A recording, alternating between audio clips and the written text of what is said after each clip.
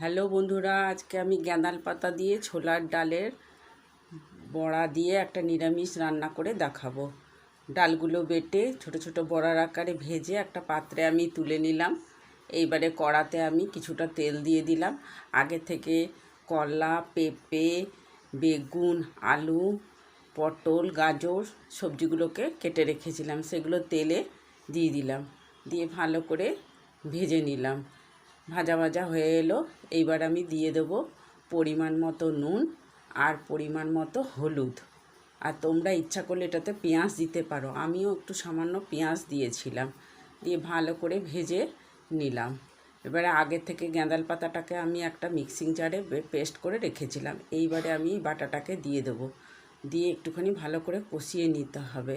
ভালো করে কষিয়ে নিলে গ্যাঁদাল পাতার গন্ধটা চলে যায়। আর এটা ভীষণ হেলদি ফুড।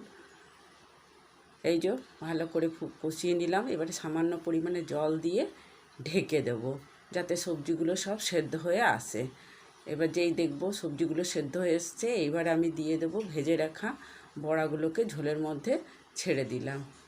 দিয়ে ভালো করে নাড়িয়ে চাড়িয়ে নিয়ে আবার কিছুক্ষণের জন্য আমি ঢেকে দেব, যাতে বড়াগুলোর মধ্যে একটু ঝোল ঢুকে যায়। এবার ঢাকনা তুলে দেখো রেডি হয়ে গেছে। এবার আমি ওপর থেকে সামান্য পরিমাণে ঘি দিয়ে দিলাম। দিলেই আমার গ্যাঁদাল পাতার ঝোল রেডি। এটা ভীষণ স্বাস্থ্যকর খাদ্য, আর জ্বর টর হলে মুখে রুচি ফেরায়। তোমরা কেমন করে খাও প্লিজ আমাকে জানাবে। তোমাদের কেমন লাগে সেটাও জানাবে। আমি তো এমনি করে খাই, আমার ভীষণ ভালো লাগে। টাটা।